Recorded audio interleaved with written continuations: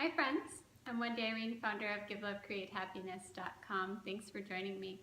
Today I'm going to share with you a little fun story about my spirit animal, and in particular I want to share with you how that connects with my grandmother, who is a very strong presence in my life and is around me a lot.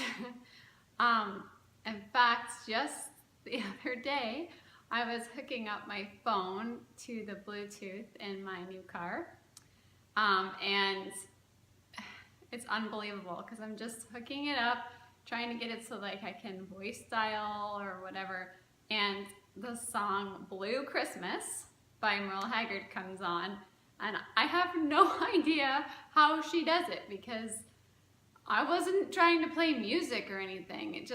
It's amazing to me that this happens every time. I don't know why I'm amazed every time, because it happens all the time. And I thought it was funny that it was Blue Christmas because I haven't heard that one come on before, but I know it's her. And so I had a reading done before in which I was told birds are my spirit animal, which makes complete sense to me because they fly high and free, and I am someone who does not believe in limits whatsoever. And I also already knew before this reading that the snowy white owl in particular was my spirit animal because I had seen it very vividly in a meditation. In fact, I almost got hit with its wings in my face in my meditation, which was amazing. It was so vivid. Yeah, just one of the most memorable meditations I've ever had, and it was so beautiful. So it made complete sense for birds to be my spirit animal. And then it even ties back even further to my grandmother, because my grandmother, after my grandfather passed away, had a little parakeet, a little light blue one that one of my sister's birds had babies, and she gave her one of these babies. And this bird was my grandmother's best friend. Like, they were so close. It's so funny because the bird lived way longer than it should have, way longer than the average bird. Every time you take to the vet, they'd be like, well, you must be doing something right because this bird's really healthy and still living. And it had a very interesting, fun life. My grandmother would let the bird fly around her house, and it would share her coffee with her and share her sandwiches with her. So it would sit on her shoulder and it would have little bites of her roast beef sandwich. And you know, I know you're probably thinking, well, I don't know if those birds normally eat cow, but this one did. This one shared whatever my grandmother was having, whether it was a donut or a sandwich or coffee. And this bird would also talk. And I don't think most of those birds talk. I know they're in the parrot family, but the little parakeets, I haven't heard of them talking, or mostly they don't. And it would say several things. And if any of my family members who are watching this remember, please do remind me some of the things the bird would say. But I remember it would say stuff like, Mama loves you, and oh man, what else would it say? Lots of little cute things that my grandmother taught it. So if you remember, family, can you fill me in on what else the bird would say? Because I know all of you experienced that too.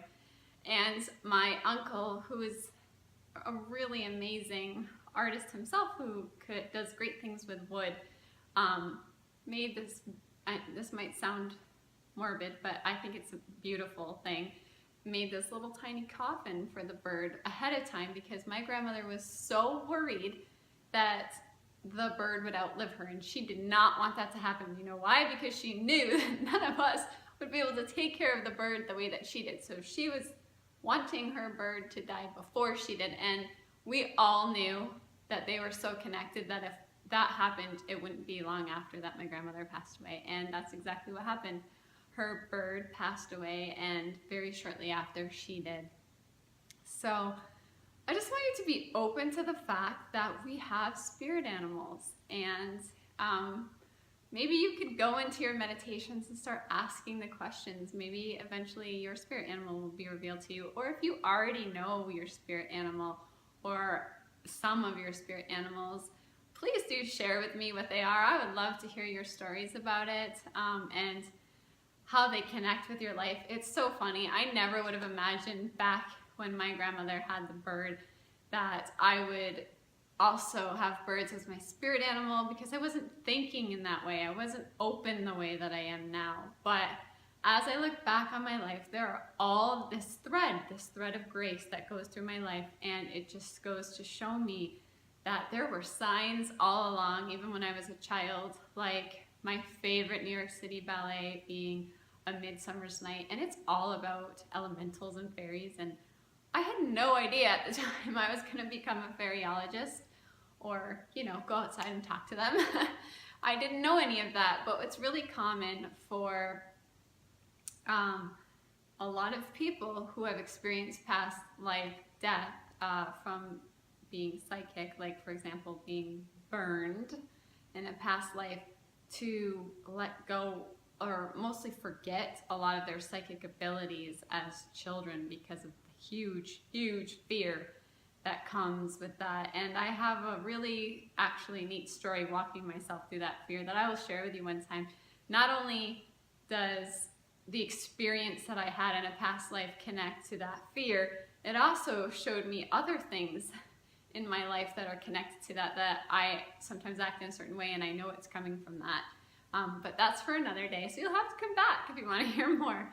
Anyway, I just wanted to share that story with you because it's so special to me, and I talk about my grandmother all the time, and I'm always going to, because she is so important to me. When I moved across the country, she called me all the time, and it's funny because when she called me, she'd call me and talk to me and tell me about things, and then we'd hang up, and then like 1 second later she'd call me again, and sometimes another time after that because she forgot to tell me something else.